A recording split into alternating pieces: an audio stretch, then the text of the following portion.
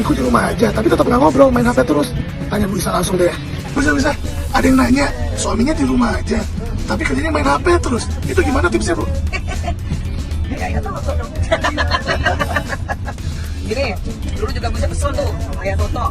Dia tetap di rumah, tapi main HP. Tapi setelah belajar tentang otak laki-laki, ya secara ilmu neuroscience, memang laki-laki otaknya sedang benda, karena otak kanannya lebih dominan dari otak kirinya, ya. Nah, sekarang era benda ini adalah gadget atau HP kan. Kalau zaman dulu, bapak-bapak zaman dulu, masalah juga di rumah. Ngapain? Baca koran terus. Ada yang senang baca buku terus. Nonton TV terus. Maka remote kalau dipegang sama laki-laki udah susah tuh, ya. Dikit-dikit ganti. Begitulah otak laki-laki, namanya otak benda, ya. Ya kita paham aja. Jika kalau mau diajak bicara ya colek aja sambil ngomong. Nanti juga dia jawab, habis itu lihat HP lagi. Udah gitu aja. Bismillah, insya Allah nyaman. Oke? Makasih Bu Isa. Makasih Om Sandi.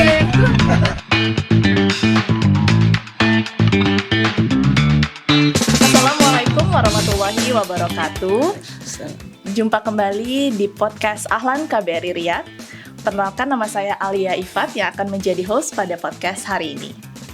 Kali ini kita kedatangan tamu yang sangat spesial, Masya Allah.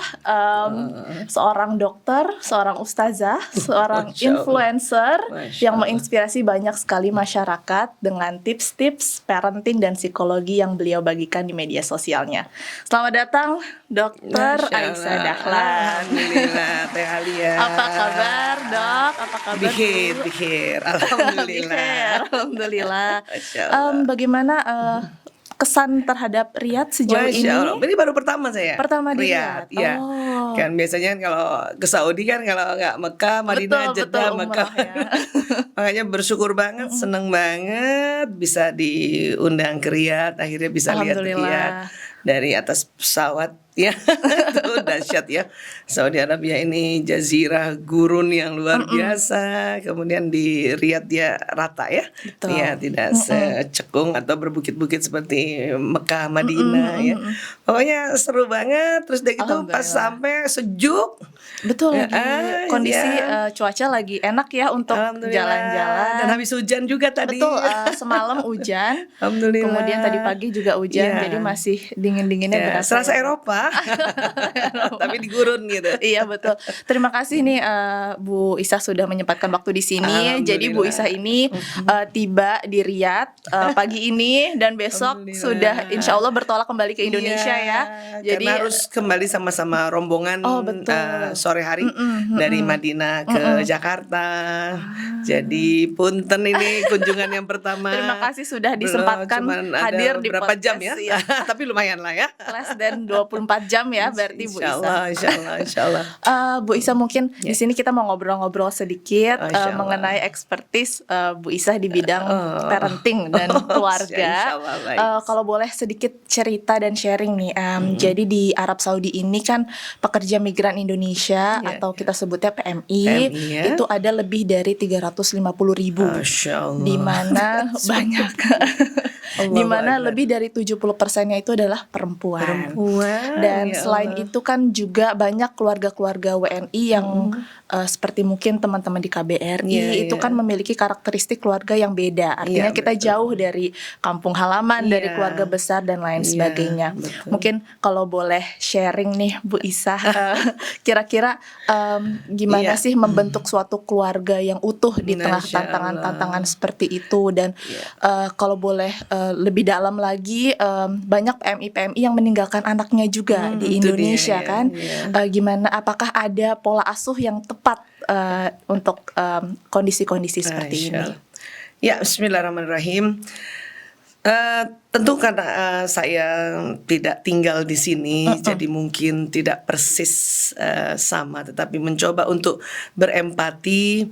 Bayangkan ya, bekerja jauh dari negeri sendiri, bekerja di negeri orang, kemudian juga kadang meninggalkan keluarga, meninggalkan anak di Indonesia, kan rata-rata begitu ya. Betul. Sampai mungkin juga kalau sudah mulai siap atau sudah mulai merasa mapan lah, baru berani bawa keluarga ke sini gitu.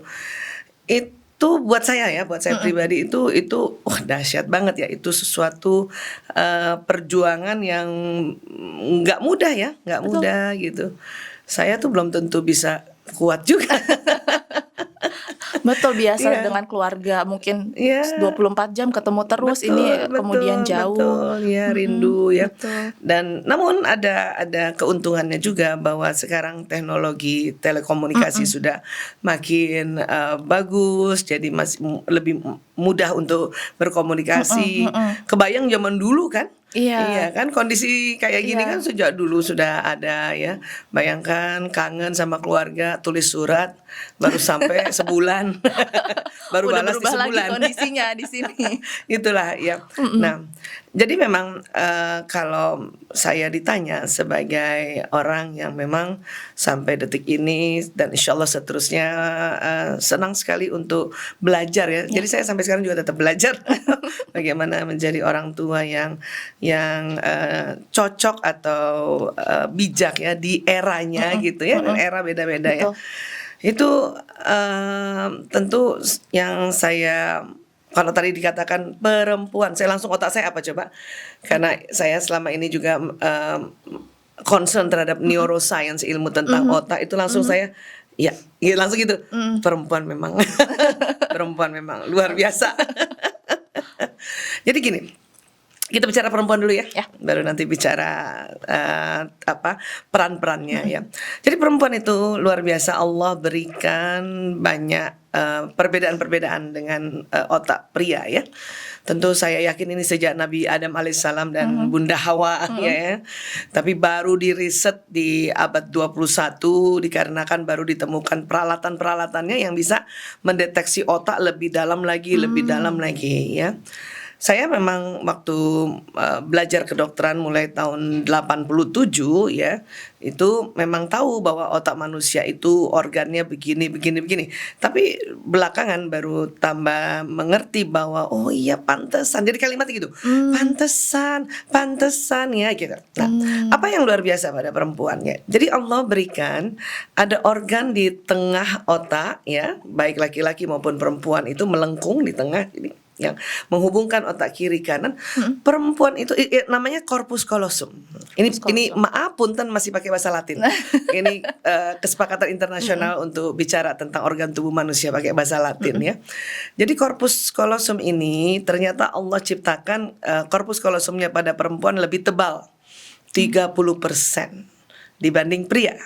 Nah, karena lebih tebal itulah dia menghubungkan otak kiri kanan lebih banyak. Maka ini yang membuat perempuan bisa mengerjakan lebih dari satu pekerjaan dalam satu waktu. Oh, Masya Allah, multitasking. Itu kerennya begitu ya istilahnya ya. Jadi kayak gitu perempuan. Jadi secara sains sudah terbukti ya. Pada saat tadi disampaikan bahwa ya PMI kita bukan saja mungkin di sini, mungkin seluruh dunia ya, itu kebanyakan perempuan itu otak saya langsung ya Allah itu kita banget perempuan banget yang bisa mengerjakan lebih banyak pekerjaan sehingga ya kita semua nih perempuan tuh berani mengambil resiko untuk pergi ke suatu tempat ya, untuk berikhtiar bekerja, bahkan berani bekerja apapun ya, kemudian demi meningkatkan banyak hal, meningkatkan derajat perekonomian tentunya ya, itu secara perempuan nih. Sehingga kenapa perempuan ada di sini, ada di sana, ada di negara ini itu memang otak perempuan kayak begitu gitu ya. Nah, tapi ya ada hal-hal juga yang keperempuanan kita yang kadang belum siap untuk pergi jauh gitu ya. Mungkin usia gitu. Kemudian juga ya kerawanan karena kita perempuan. Makanya itu tadi Islam minta kita kalau perempuan keluar rumah tidak sendiri, karena memang riskan sekali, resiko tinggi untuk banyak hal ya. Masalah keselamatan dirinya ya, kemudian masalah etika dan sebagainya gitu. Nah, ini yang perlu juga dipertimbangkan, diperhatikan. Walaupun kalau secara otak kita perempuan langsung sudah ya mau gitu mumpuni. Ya aku bisa gitu ya. Tapi ntar dulu nih, kita kan perempuan gitu ya, makhluk yang oleh Allah memang diciptakan memang setelah laki-laki, dan memang selalu di dalam SOP ad-dinul Islam itu kelihatannya mengekang, tetapi sebetulnya justru menyelamatkan kita gitu ya. Ini juga yang perlu dipertimbangkan, sehingga seandainya nih sebelum berani berangkat ke sebuah negara untuk berikhtiar sebagai pekerja migran Indonesia, itu tentu harus ada pertimbangan-pertimbangan usia, pertimbangan-pertimbangan sama siapa saya pergi, kemudian diurus oleh siapa gitu. Betul. Jadi nggak hanya mempertimbangkan, oke saya bisa, saya pergi, tapi karena, juga bagaimana prosesnya otak kita tuh pasti aku bisa gitu loh. Ya Allah, perempuan banget ya. Aku bisa. Itu begitu, karena memang settingan otaknya. Iya, berarti keluarga kan seringkali memang didorong oleh faktor ekonomi ya. Ya, Bu itu Isa, yang nomor utama ya. Dan memang betul perempuan mungkin ada banyak tantangan tersendiri yang hanya dihadapi perempuan ketika mungkin bekerja di luar negeri. Nah, berarti ketika seperti itu, dan seringkali mungkin keluarga kurang mengetahui ya resiko-resiko yang nantinya akan dihadapi, baik itu orang tua ataupun suami gitu, nggak tahu nanti di sana menghadapi masalah apa. Jadi hanya perspektifnya mungkin ekonomi gitu. Nah, ini bagaimana kira-kira keluarga ini bermain peran dalam pengambilan keputusannya sebelum berangkat gitu. Kan mungkin gini, ada suami minta istrinya pergi untuk bekerja, ada orang tua karena ngelihat waktu di rumah kita rajin banget kerja kan. Ya karena tadi multitasking tadi gitu. Dan jago banget ya. Misalnya seorang suami gitu kan. Karena laki-laki unik juga. Jadi laki-laki unik juga, Allah buat settingan otaknya yang memang laki-laki cepat fokus, sehingga laki-laki kalau mengerjakan sesuatu di depannya, setelah 10 menit otaknya tambah fokus, pendengarannya menurun. Oh, susah diganggu berarti. Iya, karena memang harus mengerjakan pekerjaan di depannya sampai tuntas. Gitu. Ya, itu laki-laki ya. Nah, maka mungkin seorang suami yang di rumahnya udah masuk ke rumah, kemudian dia duduk manis untuk duduk dulu gitu kan, untuk mengerjakan apa yang di depannya. Dia lihat mungkin istrinya lari sana lari sini, lari sana pontang sana. Mulai dari cuci piring, nyetrika, ngurus anak ya, atau betulin genteng. Nah, dia menganggap bahwa oh ya, istri saya kayaknya lebih lincah nih kalau dia bekerja, dan lebih oke nih kalau dia mungkin juga bekerja di negara lain. Iya. Oh, jadi pola pikirnya begitu. Betul. Jadi dari segi keluarga juga harus memahami ya bahwa memang nature perempuan seperti itu, dan tapi juga harus ada resiko. Tapi, nah ini lagi Islam minta bahwa sebetulnya yang menjemput nafkah, yang bertugas untuk menjemput nafkah rezeki ini tuh laki-laki. Ya, perempuan itu dikala dia bekerja itu semata-mata sebetulnya untuk memanifestasikan dia punya skill, dia punya knowledge, dia punya kemampuan. Bukan untuk menjemput nafkah sebetulnya. Ini yang rame-rame para guru-guru kita ya, terutama dari Indonesia ya, khususnya Ustadz Adi Hidayat yang ingatkan kita perempuan, kalau bekerja tolong tidak niatkan untuk menjemput nafkah, karena itu punya laki-laki. Kalau sudah bersuami ya, kalau sudah bersuami, luruskan niat bahwa saya ya, termasuk saya juga saya bekerja, bahwa saya ada sedikit ilmu tentang kesehatan, punya keterampilan juga tentang kesehatan, dan mendapat izin dari suami, maka saya berkarya di luar rumah setelah pekerjaan sebagai istri dan ibu terselesaikan gitu. Jadi kan perempuan itu kalau sudah menikah ya, dia sebagai istri, sebagai ibu, kemudian juga ingat kalau masih ada orang tuanya, ya sebagai anak juga, dan yang keempat baru sebagai mujahadah. Zaman Rasulullah banyak kok perempuan-perempuan yang juga bekerja. Bidan tuh pasti perempuan, perawat pasti perempuan. Tapi bukan untuk menjemput nafkah seperti itu. Tujuannya berarti. Tapi bila ada materi yang didapatkan, kemudian perempuan dengan rela memberikan untuk membantu perekonomian keluarga, wow itu dahsyat insya Allah pahalanya. Betul. Iya itu dahsyat, tapi bukan diniatkan. Oh. Nah, karena jadi banyak kehancuran di rumah tangga dikala istri yang mengatakan bahwa saya yang cari nafkah, suami saya cuma duduk-duduk aja. Itu sebentar lagi akan kacau itu keluarga itu. Oh. Ya, walaupun memang mungkin secara pendapatan yang materi lebih banyak dari istri, tapi nggak boleh niat itu dikatakan bahwa saya yang menjadi menjemput nafkah. tulang punggung keluarga. Iya, nggak boleh dong. Kita tulang rusuk lah. Jangan lagi jadi tulang punggung. Baik. Udah tulang rusuk lah ya. Nah, betul tuh tadi kalau Bu Isah sampaikan memang PMI ini kan jauh dari keluarga. ya. Tadi selain via mungkin telepon Ya. gitu ya atau video call rutin Ya. gitu. Kira-kira ada cara lain gak sih gimana nih biar keluarganya tetap utuh, tetap rukun, anaknya tetap berbakti dan lain sebagainya. Masya Allah ya.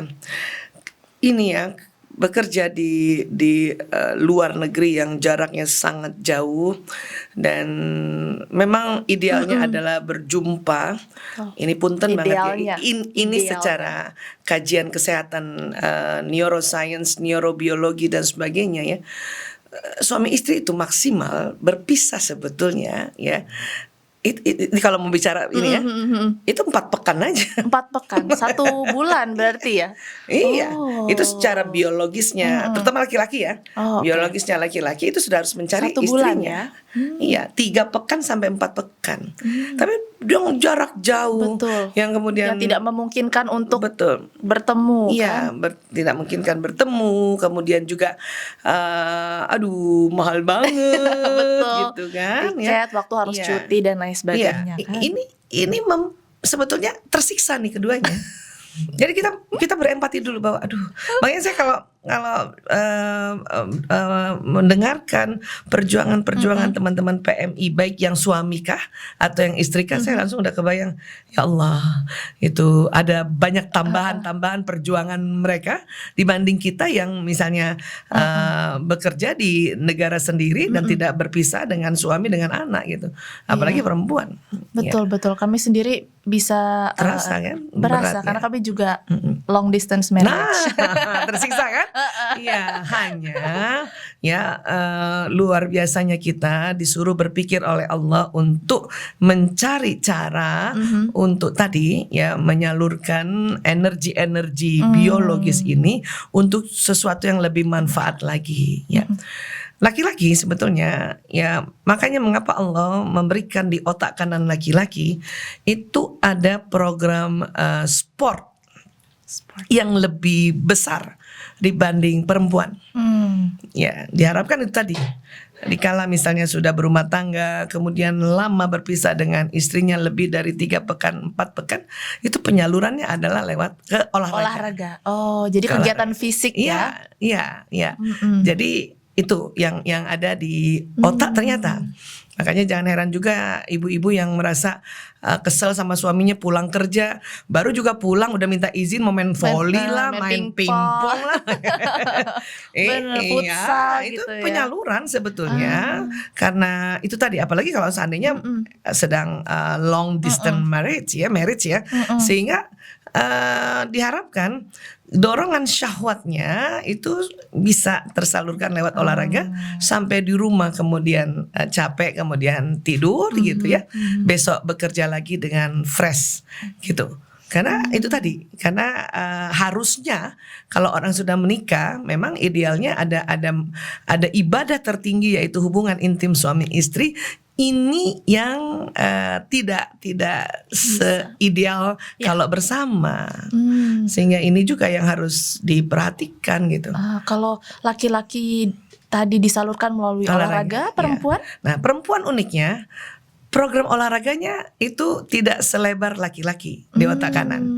Yang lebar di otak kanan perempuan adalah program belanja. Oh, wah, Jadi, betul. jangan heran. Jadi Kalau ibu-ibu disalurkannya yang kangen melalui, sama suaminya gitu kan ya. makin banyak belanja. Iya, sebetulnya nggak mesti harus belanja. pergi datang ke tempat jalan-jalan. bazar-bazar, Di tempat mall gitu ya, lihat-lihat. ya bazar ke mall, pokoknya yang bisa kita lihat-lihat gitu ya, apa Atau ya, mungkin apa ya. online shopping lihat-lihat ya. Ya, itu program daripada perempuan. Menarik. Iya kan? Iya. Jadi makanya sebetulnya setiap ada bazar kan, setiap ada program-program yang ada kaitannya dengan apa jual beli, itu pasti lebih banyak perempuan di situ kan. Oh, benar sih Iya. memang. Walaupun cuman tanya, lihat, balik lagi tanya, lihat, balik lagi. Lumayan refresh ya setelah itu. Iya, minimal satu lah dia beli di situ. Akhirnya beli ikat rambut lah Iya, ya. iya. Yang penting ada sebuah kepuasan gitu ya. Iya. Nah, itu yang ada ternyata gitu ya. Bisa jadi sebetulnya waktu bertanya bolak-balik bazar sini, stan itu jadi olahraga juga. Iya benar-benar. Itu Iya. jalan-jalan di mall itu kan mungkin kita termasuk jalan olahraga ya. Hanya Betul. goalnya bukan untuk, kalau olahraga kan bertanding. Betul. Ada goal setting. Ini relax aja jalan, lihat. Tujuannya juga beda ya meskipun Iya, lihat apa sekian. Makanya bapak-bapak juga harus ngerti tuh kalau istrinya udah minta izin kan dari jauh, misalnya di Riyadh, suaminya mau ke Indonesia, ayah aku besok mau ke bazar, ya udah kasih izin aja lah. mungkin lebih enak kalau dikasih uang jajan juga, Bu. itu bonus. Kan uniknya ya perempuan tuh gini, apalagi yang punya aktivitas dan kemudian dia punya pendapatan, sekali lagi walaupun itu bukan untuk menjemput nafkah ya, itu perempuan itu uniknya gini, itu nggak mau beratin suami loh. Betul. Kalau bisa beli sendiri. Iya, nggak mau harus beratin dari- suami. Tapi uniknya di sisi lain, laki-laki yang istrinya jarang minta uang padanya, dia merasa aku nggak ada gunanya pada istri aku. Tidak Itu merasa lagi. dibutuhkan. Iya, Jadi harus mencari ini ya Balancing di situ. keseimbangan. Iya, saya juga dulu pernah keliru. Saya anggap saya nggak mau nyusahin suami. Kan saya memang berkarya, walaupun tidak menjemput nafkah seutuhnya untuk keluarga, tapi ada juga pendapatan berupa materi di situ. betul. Jadi apa-apa saya beli. Apa kata suami saya? Dia pernah cerita sama sahabatnya, dia bilang apa? Uang saya nggak laku pada istri saya. Saya waktu itu kaget. What? Agak gini juga, agak merasa gini. Kan aku kan justru bantu dia, jadi bukannya nggak bagus. jadi dia nggak kebebani untuk apa-apa. Rupanya di otak laki-laki, kalau kita perempuan tadi korpus kolosum yang tebal, laki-laki ada di dalamnya di sini. Kalau perempuan tuh melengkung gini ya, yang lebih tebal. Laki-laki juga ada korpus kolosum, tapi kita lebih tebal. Ada di segitiga di tengah itu, ya mungkin Telia pernah dengar di media sosial, saya selalu sebut namanya hipotalamus. Laki-laki ukurannya Allah ciptakan 2,5 kali lebih lebar Masya dari Allah. perempuan. Nah, implikasinya? Nah, hipotalamus ternyata pusat menjaga keamanan, termasuk menjaga keamanan ekonomi. Jadi Ar-rijalu memang sudah. qawwamuna 'alan nisa. Laki-laki pelindung perempuan. Termasuk tadi pelindung secara fisik, secara mental, secara ekonomi gitu. Maka dikala kita juga tidak minta uang atau pada suami, itu suami bawah sadar ya, itu merasa bahwa uang aku nggak laku gitu. Ya, takutnya, khawatirnya karena bekerja saat ini di dunia bercampur antara laki perempuan, satu ketika ada perempuan lain yang merasa senang dibantu dengan uang si suami ini, maka suami ini merasa uang aku lebih dibutuhkan perempuan ini. Cilaka. Padahal istri yang ini istri yang benernya sebetulnya membantu dia, tidak merongrong dan sebagainya, tapi malah salah Penting. mengerti. Ini perspektif yang penting ini, Iya. artinya perempuan saya juga. lagi sedang sosialisasikan ini. Iya, Makanya saya bilang saya sama juga istri-istri baru tahu. ya yang ya harus juga minta uang sama suami. Itu pesan yang sangat bagus. Iya, walaupun misalnya uang kita lebih banyak. Iya. Saya sejak tahu itu Untuk memenuhi ini, memenuhi Iya. apa nature laki-laki ya, program sebagai hipotalamus pelindung. tadi sebagai pelindung ekonomi. Saya setelah tahu itu, saya kalau misalnya mau pergi ke satu tempat, itu pasti minta uang sama suami. Ya, minta uang. Untuk sekedar Iya. Kalau saya sekarang tidak sekedar, emang minta. sekalian. Nah, masalahnya gini, misalnya ya, suami di Indonesia misalnya, kemudian teman-teman perempuan yang PMI di sini bekerja, kemudian suami juga bekerja di Indonesia, boleh toh minta uangnya sama suami, ayo minta uang. Tapi ada tambahannya lagi dalam riset itu, mintalah dengan gaya perempuan yang cantik, manis, manja.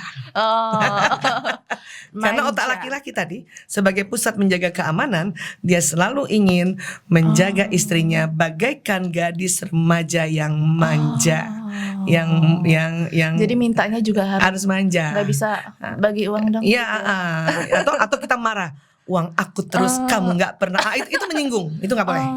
Nggak boleh. Itu membuat laki-laki akhirnya harga dirinya terinjak-injak. Ya, kita bisa minta uang dengan cara tadi manja kan ya. Ayo, Abi, Papa, aku minta uang. Suami saya sering tuh ngomong, kamu kan juga punya uang, tapi kan uang dari kamu lain. Wah, terima kasih. Harus kayak gitu. Saya catat. Pakai ilmunya. Ini mau LDM kek, mau dalam satu negara kek, mau di satu rumah kek. Itu ada satu fitrahnya perempuan yang hampir dilupakan karena menganggap bahwa kita nggak usah lah nyusahin suami minta-minta uang karena kita juga punya uang. Kan baik sebetulnya ya. Betul, niatnya baik. Iya, baik banget gitu. Itu hampir semua perempuan berpikir begitu.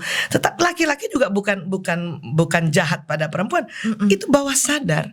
Karena settingan otaknya bahwa dia yang harus memenuhi kebutuhan termasuk menjaga keamanan ekonomi tadi. Gitu. Menarik. Ya, dan manifestasi lainnya adalah laki-laki ya tidak suka ya ditegur depan orang lain. Ya. Termasuk anak laki-laki. Jadi kalau di depan umum nggak mau. jangan. Karena hipotalamus tadi. Ya. Kalau kita bukan istrinya, kita temannya, nggak apa-apa dia tegur. Tapi kita istri nih, langsung negur dia kesalahan dia depan orang lain, walaupun itu depan anak. Itu membuat hipotalamus laki-laki itu kayaknya terinjak-injak gitu. Ya, saya juga dulu ada fase yang karena belum tahu ilmu ini ya, walaupun sudah dokter ya, makanya harus belajar terus belajar ya. Pernah ada satu masa ya saya menganggap bahwa perempuan saat ini sudah saatnya speak up, boleh ngomong, boleh menegur suami. Itu asal-asalan gitu, negur suami depan teman, depan keluarga.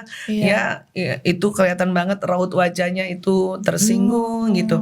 Karena secara saintifik sudah terbukti bahwa itu pada saat ini saya baru tahu 2006 loh. Nikahnya 92.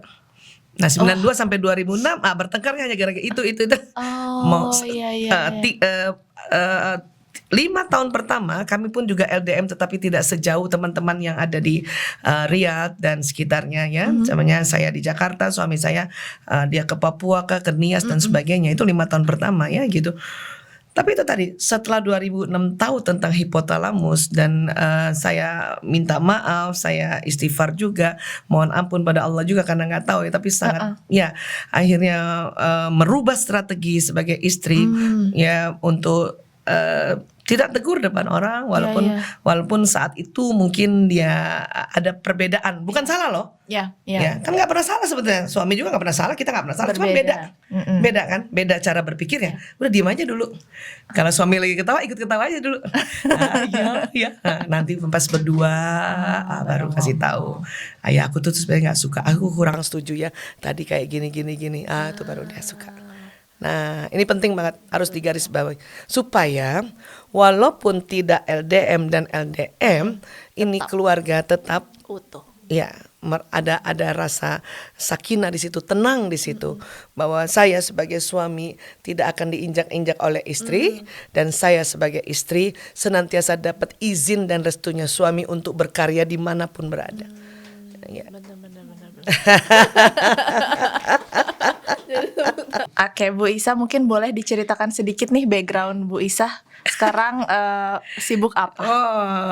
Jadi saya dokter sebetulnya ya, dokter umum yang sejak 1998 itu diminta suami untuk mengurusi rehabilitasi pecandu narkoba. Oh. Itu tahun 98 ya. Nah, Fokusnya di narkoba. ya narkoba, karena salah satu adik saya saat itu menjadi korban narkoba.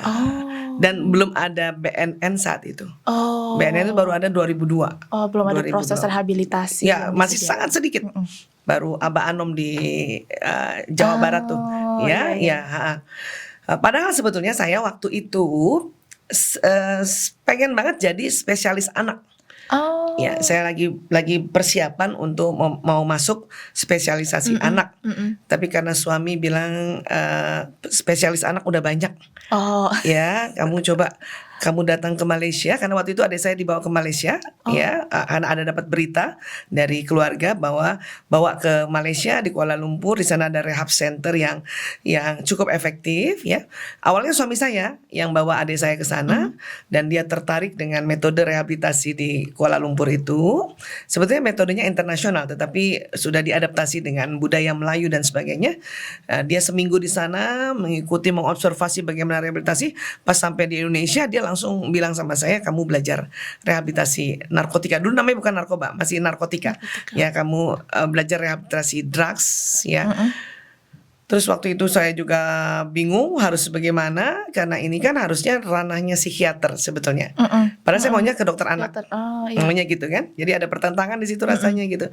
Tapi ya itu tadi, saya didukung juga oleh orang tua saya. Orang tua saya juga bilang, iya nak, kamu ikuti suamimu, dia benar itu, kamu belajar di Malaysia gitu ya. Tapi itu tadi saya pikir-pikir, karena patuh sama orang tua dan suami, saya juga tetap dokter anak narkoba. Jadi dapat dua-duanya ya. Gitu ya. Nah, dari situlah saya menganggap bahwa ini harus ada tambahan ilmu, karena mengurusi pasien-pasien narkoba itu bukan hanya masalah kita kasih obat dia langsung berhenti, gak kayak gitu. Kita harus mengerti psikologinya, harus mengerti dia punya psikososialnya, harus mengerti dia punya ajaran religinya, parentingnya dan sebagainya. Multidimensional. Jadi start dari situ, itu saya akhirnya belajar banyak hal tentang psikologi, belajar hal yang lain-lainnya ya, termasuk teknik-teknik hipnoterapi yang kita pakai untuk memulihkan ya kasus-kasus seperti ini. Nah, dan 10 tahun terakhir akhirnya bukan hanya anak narkoba saja, hampir semua penyimpangan pada remaja itu juga kami bantu gitu ya. Kemudian perselingkuhan, itu lagi banyak banget ibu-ibu. Ramai itu di sosial media. Ya. Terus tadi dinamika keluarga yang LDM dan sebagainya ya, rasa kangen yang tak terbendung, nggak tahu bagaimana mengatasinya, jadi emosi. Nah, itu akhirnya juga mau nggak mau kita bantu mendampingi untuk mengatasi emosinya itu. Ya, karena jalan keluar sudah ada sebetulnya di setiap orang, karena Allah sudah memberikan jalan keluar. Hanya mengatasi emosi dari setiap orang dalam menghadapi masalah, itu yang harus ada yang dampingi gitu. Nah, itu kerjanya Bu Isa itu. Banyak sekali berarti ya Bu Isa ya ini. Nah, untuk itu maka karena melihat bahwa pola parenting yang harus senantiasa kita pelajari, Bu Isa harus masuk lagi di soal parenting dan masuk ke taklim-taklim untuk memberitahu bahwa parenting ini perlu diatur strateginya lagi ya. Nggak ada yang salah sebetulnya. Mungkin kurang tahu kondisi anak sekarang maunya apa, kurang tahu watak anak kita, kurang tahu bakat anak kita. Makanya sesuatu yang kurang bisa diisi kan dengan belajar. Nah, disitulah saya walaupun sampai sekarang rehabilitasi masih ada, tapi sudah ditangani oleh adiknya Bu Isa yang namanya Mas Sahril Dahlan. Ya itu tadi ya. Jadi pasien-pasien yang dulu yang kita dampingi untuk bisa kembali pulih, mereka yang sekarang sudah jadi staff. Ya, anak Bu Isa juga, anak pertama juga sudah ikut di dalam dunia rehabilitasi. Dia juga dokter. Makanya karena rehabilitasi sudah ada yang pegang, Bu Isa bisa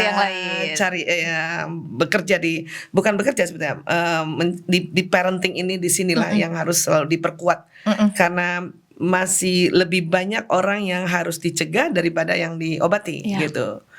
Jadi seandainya rehabilitasi nggak ada yang pegang, nggak bisa jalan-jalan saya ke sini. Iya. Keahliannya tapi menarik ya karena kombinasi antara sains, Iya. agama, sosial, Kalau semua. agama khususnya kan kalau kita ad-dinul Islam itu kan luar biasa ya, adalah sebuah ad-din yang semua kehidupan dituntun oleh Islam ini. Maka itu harus dipakai, nggak mungkin enggak. Mengembalikan orang dari salah jalan ke jalan yang benar itu harus pakai Islam, nggak mungkin enggak. Jadinya digabung semua ya, Masya Allah. Oke, mungkin kita kembali ke topik tentang PMI, Bu Isa. itu topik yang Masya Allah ya, harus serius dibicarakan, tetapi betul. juga nggak akan ada habis-habisnya ya. Tapi itu tadi yang kita bicara dari awal, bahwa tadi Telia tanya harus gimana dong, walaupun lewat telepon, udah lewat video call, itu tadi meletakkan kembali pakem-pakem awal, peran dan fungsi istri dan suami. Kalau ini dari berdasarkan neuroscience ya, betul. Nah, mungkin ini terakhir kali ya, Bu Isa. Mungkin ada pesan nggak nih kepada keluarga-keluarga PMI kita yang ada di Indonesia gitu, bagaimana agar mereka lebih bisa mendukung PMI yang bekerja di luar negeri, yang menghadapi banyak sekali tantangan, mungkin homesick atau dapat tekanan di pekerjaannya, dan bagaimana nih kira-kira agar mereka nih bisa lebih mendukung secara emosional kepada PMI yang ada di luar negeri. Untuk bisa berempati ya, betapa luar biasanya PMI yang ada di luar negeri itu harus tahu atau baca ceritanya kah, atau ikuti misalnya sebuah kasus untuk lihat, pelajari, rasakan gitu ya, atau bahkan datang. Saya salah satu hikmah datang ke negara-negara dan kemudian diundang di KBRI atau KJRI, kemudian juga pasti permasalahannya ada soal masalah teman-teman PMI ini. Karena datang itu lihat langsung, dengar langsung, di situ tuh rasanya bahwa empati kita muncul, bahwa ya Allah gitu. Kadang-kadang bisa nggak tahu mau diapakan, tapi nomor satu adalah tidak merendahkan mereka, tidak meremehkan mereka, itu udah luar biasa gitu. Bahkan mendoakan, ya Allah kasih ya kesabaran buat sahabat-sahabatku PMI ini, kasih ketabahan ya, mudahkan segala urusannya, lapangkan rezekinya. Itu sangat membantu. Walaupun orang bilang ya cuma didoain doang, enggak. Doa itu memohon pada Allah untuk saudara-saudara kita ini ada kekuatan yang Allah berikan, karena nasrun minallah, dan pertolongan ini ya kita mintakan. Mungkin teman-teman pribadi selalu berdoa, ya Allah tolong aku, ya Allah tolong aku ya. Tapi kita nih doakan juga dong, kita yang ikut bantu mendoakan untuk ya Allah tolong saudaraku ya Allah. Ya, makanya tadi di awal bisa bilang kalau saya yang kayak gitu belum tentu juga saya kuat. Iya, betul. Ya, ninggal. Saya punya anak 5 kan, 4 laki 1 perempuan gitu. Misalnya saya yang posisinya PMI di sini, ninggalin anak 5 ya masih kecil-kecil. Ya, aduh, ya kepikiran apa. Karena begini, riset di dalam otak perempuan juga, perempuan tuh begini. Kalau perempuan keluarganya baik, atau istilahnya sehat keluarganya, anaknya sehat, suaminya sehat ya, kemudian tidak ada pertengkaran di keluarga, maka dia akan bekerja baik. Gitu. Itu perempuan. Laki-laki beda. Tahu dulu. Laki-laki beda. Laki-laki apabila di pekerjaan dia baik, sukses, maka dia akan tambah baik di keluarganya. Kebalik ya berarti ya. Iya. Makanya supaya teman-teman PMI yang berjuang ini untuk dia juga berkarya di luar, atau ya katakanlah tadi ya berkarya, bekerja itu baik gitu. Ya tentu dia harus aman dulu dong, anak saya siapa yang jagain, sakit enggak ya. harus tahu dulu bahwa di sana di Indonesia kondisi semua aman. Iya. Nelpon suami kasih semangat bukannya malah dimarahin. Oh, perempuan kalau habis dimarahin suami itu kerjanya nggak benar. Benar, karena kondisi keluarga mempengaruhi. Iya, karena buat perempuan otaknya itu orientasinya family oriented. Iya, orientasi keluarga. Nah, kalau di skala dia udah tenang, baru kita bisa berkarya di masyarakat dengan tenang gitu. Laki-laki beda. Laki-laki kalau di pekerjaannya bagus, dia sukses gitu ya. Dia semakin baik sama keluarga. Nah, untuk itu maka kita istri-istri harus doakan suami untuk dia di dalam pekerjaannya sukses, Allah mudahkan ya, disenangi oleh pimpinan misalnya, bukan pimpinan ya, atau sebagai pimpinan juga disenangi oleh tim gitu, dan ya sukses di dalam pekerjaan. Doain itu gitu. Karena kalau itu berhasil, itu otomatis laki-laki atau suami akan tambah sayang sama keluarga. Masya Allah. Itu karena menarik. Kalau kita nggak ngerti itu, ya apa yang terjadi? Kita protes terus kan sama suami. Kalau di kantor aja, gitu kan perempuan julid. Kalau buat aku aja kamu cuma sebentar. Kalau di kantor juga lama. Padahal kalau di kantor dia lama karena memang ada pekerjaannya dan dia berhasil, maka nanti dia pulang pada keluarga dengan sangat asik gitu. Itu sebetulnya. Jadi kuncinya nih kalau boleh disimpulkan berarti mengetahui, menempatkan kembali pada posisi sesuai fitrahnya, supaya saling memahami, saling berempati, mendukung, mendoakan satu sama lain. Sehingga telekomunikasi tadi yang lewat telepon tadi, telepon langsung ke WA atau video call itu gembira. Ya percuma ngapain kita video call yang kita isinya jutek, marah, ya kesal karena kita menganggap bahwa aku yang cari uang, aku yang ini. Itu percuma, sehingga suami pun ditelepon istri atau anak-anak ditelepon ibunya dari jauh malas ngangkat lah. Pasti gue dimarahin. Pasti jutek nih, pasti banyak protes, malas lah diangkat lah. Tambah jauh. Sudah secara fisik jauh, dengan alat pun akhirnya jauh karena diangkat isinya marah gitu. Tapi kalau misalnya tadi udah ngerti dikit aja tadi tuh, yang manja-manja sama suami, pas telepon gitu ya. Nah, dulu saya kalau telepon suami gini, Assalamualaikum, ayah di mana? Itu buat laki-laki dianggap orang lain. Ya, setelah mengerti, ayah di mana? Assalamualaikum. Jadi cara penyampaian, memahami tadi posisi-posisi dan bagaimana memahami nature otak satu sama lain ya. Jembatannya ilmu memang. Betul. Dengan memahami ilmu maka akan. Nah, laki-laki juga digitukan oleh istrinya tuh, dia langsung merasa, aku berguna. Dialah orang yang aku akan selalu lindungi. Karena jangan-jangan si istri terlalu mandiri, ngomongnya tadi terlalu tegas, ada yang lain yang begitu. Cilaka itu. Bahaya itu. Beda lagi nanti perbicaraannya. Nah, disitulah makanya. Jadi apapun nanti, walaupun jauh ataupun tidak, pelan-pelan belajar tentang itu tadi, fitrahnya otak laki perempuan. Dan sekarang itu yang sedang saya sosialisasikan dari sisi ini ya, nanti ada mungkin dari guru-guru lain akan memberikan tips-tips tambahan. Itulah digabung-gabungkan, insyaallah menjadi tambah banyak tipsnya. Kalau orang karate atau silat jurusnya semakin banyak.